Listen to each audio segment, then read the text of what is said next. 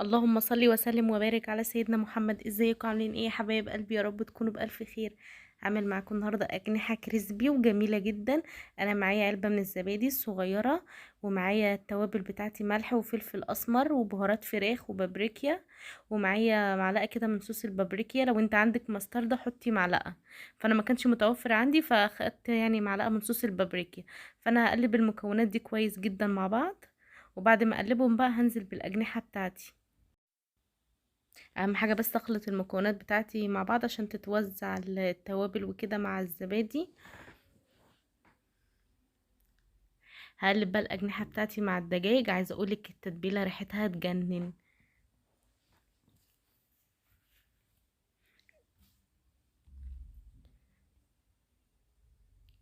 خلاص كده انا اديتها تقليبه كويسه، هسيبها بقى وتعالوا نشوف هنعمل ايه تاني. هعمل معاكم مكرونه بصوص الريحان. حلوه جدا جدا، هتفرق معاكي في الطعم وهتبقى مميزه وتغيير عن المكرونه العاديه اللي احنا بنعملها. انا حطيت ميه سخنه كانت بتغلي وحطيت فيها معلقه زيت، وضفت فيها نص كيلو من المكرونه، واسيبهم بقى تستوي يعني تتسلق. ومعايا بقى الحله بتاعتي حطيت فيها معلقه ثوم، واول ما تبدا تحمر هضيف شويه من الريحان المجفف، بيخلي ريحتها روعه. كده خلاص هديهم بقى تقليبه كده مع بعض، وبعدين انزل بمعلقتين صلصه. هنزل بقى بمعلقتين صلصه كبار.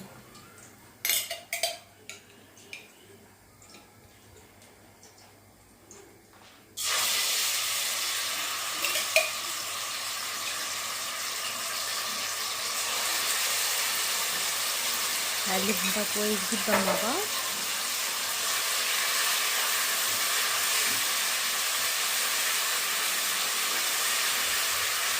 طبعا بقى لو انت عندك طماطم شيري هتقطعيها نصين وتضيفيها على صلصه الطماطم والتومه، بس انا ما كانش عندي طماطم شيري بصراحه، فقطعت بقى الطماطم بتاعتي كده مكعبات صغيره اللي هي الطماطم العاديه بتاعتنا. هقلبهم كويس جدا مع بعض، وبعدين انزل بقى بالتوابل بتاعتي، ملح وفلفل اسمر بس. كده كده احنا حاطين ريحان في الاول فمخلي الطعم والريحه تجنن بصراحه. بس سنه فلفل اسمر صغيره ما تكتريش فيها. طبعا لو حابه تحطي شطه ضيفي، بس انا ما حبيتش احط شطه عشان بنتي وكده. وهضيف بقى كوبشتين من الميه بتاعت سليق المكرونه. طبعا بتبقى فيها نشا وكده من مطرح سليق المكرونه، فبتخلي التسبيكه تربط معاكي وبتبقى تجنن بجد. هسيبها بقى كده تتسبك. اتسبكت معايا كويس جدا. هضيف بقى المكرونه بتاعتي واقلبها كده كويس جدا مع التسبيكه، وبعدين اهدي عليها النار شمعة واغطيها واسيبها برضو تستوي كده مع التسبيكه وتاخد الطعم بتاع التسبيكه.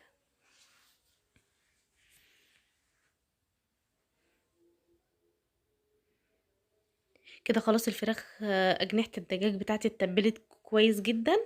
انا معايا نص كيلو من الدقيق حطيته في بوله كبيره بس عشان اخد راحتي في التقليب. هضيف بقى الاجنحه بتاعتي كلها وهقلب بقى في الدقيق. اهم حاجه وانتي بتقلبي تمسكي كده على الاجنحه، تكبسي عليها عشان طبقه الدقيق تمسك. شايفين؟ انا كل ما اقلب اكبس كده بايدي على الاجنحه عشان الطبقه تمسك عليها وتبقى متماسكه معاكي وما تفكش في الزيت.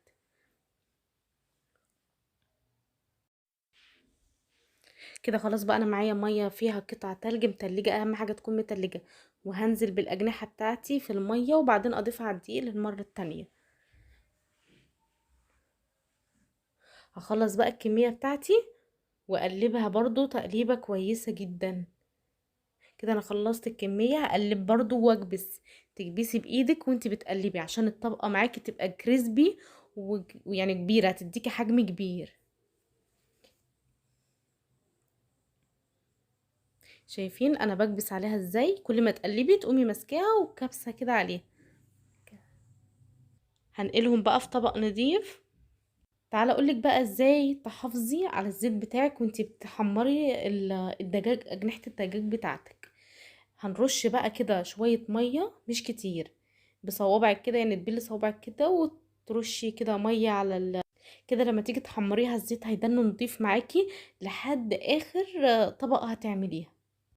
مش هيفك منك خالص في الزيت ولا هيقع ولا اي حاجة. وهوريكي للمرة التانية وانا بحمر. دي كان تاني مرة احمر. اللهم بارك، الزيت كويس جدا، ودي ما فكش فيه ولا حاجة، وشايفين ما شاء الله واخدة لون ومستوية جدا من جوه، مش نية خالص، وكانت حلوة اللهم بارك. وكفاية اللي هي مقرمشة جدا وكريسبي.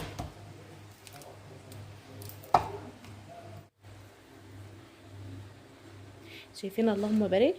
كده المكرونه بتاعتي بقت جاهزه، واجنحه الدجاج الكريسبي جاهزه. يا رب يكون الفيديو عجبكم خفيف كده على قلوبكم. ما تنسونيش في اللايك، ولو مش مشتركه في القناه متنسيش تشتركي وتفعلي زر الجرس عشان يوصلك كل جديد. وطبعا بقى ما تنسوش تكتبوا لي تعليق حلو. يلا دمتم سالمين حبيب قلبي.